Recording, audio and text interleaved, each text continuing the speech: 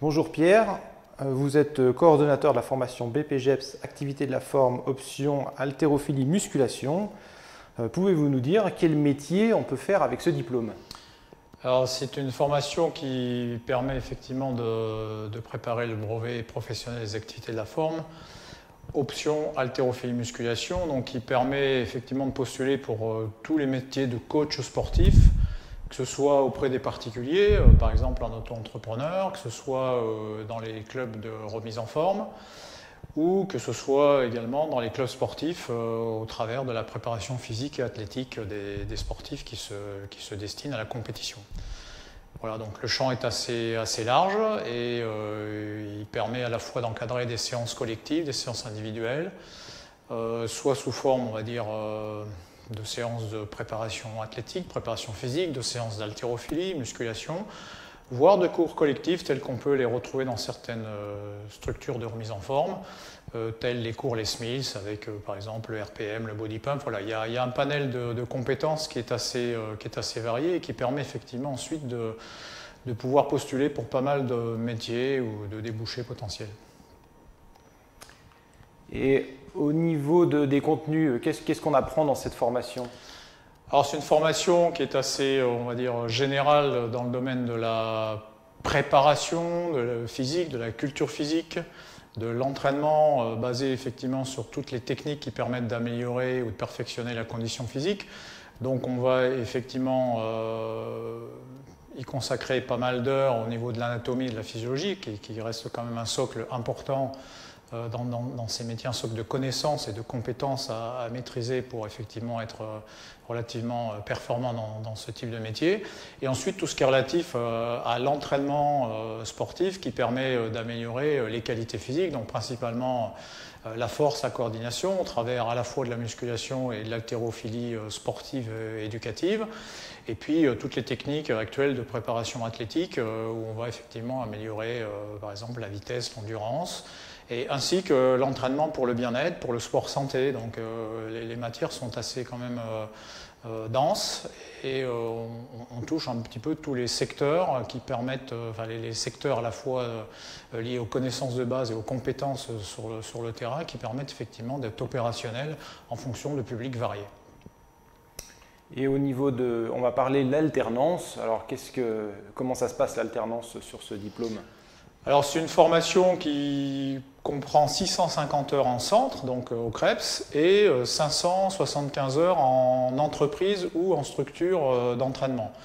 Donc c'est une formation qui alterne des semaines de travail au CREPS, avec parfois même des séquences le soir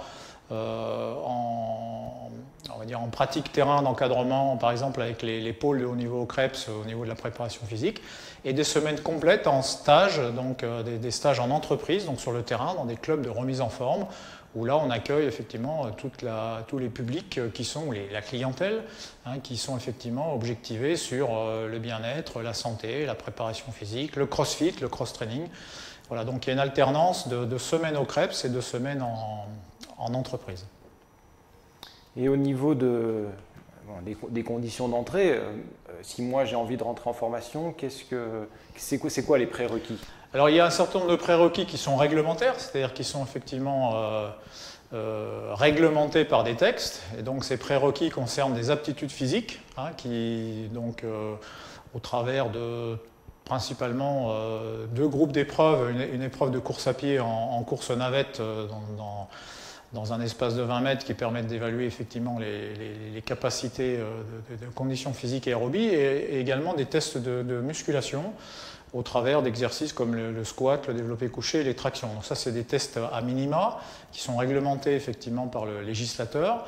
Et puis au CREPS, comme on est un centre de formation et qu'on est là aussi pour sélectionner, on va dire, les profils ou les potentiels, et qu'on n'a pas non plus la capacité d'accueillir 50 personnes par promotion, donc on a également des tests complémentaires qui nous permettent effectivement d'apprécier les aptitudes potentielles et les profils des futurs candidats, à la fois pouvoir suivre cette formation qui est quand même assez dense sur l'année, mais aussi être plus tard de bons professionnels. Donc effectivement, ces tests complémentaires viennent s'ajouter aux tests, ce qu'on appelle les tests réglementaires, qui sont des tests dits d'exigence technique préalable à l'entrée en formation. Voilà. Donc les tests complémentaires comprennent encore quelques épreuves athlétiques, et notamment de l'haltérophilie, et puis des épreuves écrites, des épreuves orales et des épreuves d'animation. Voilà, on a un panel de tests qui est assez large, de façon à bien cerner les aptitudes potentielles des candidats à pouvoir devenir des professionnels dans ce champ de métier.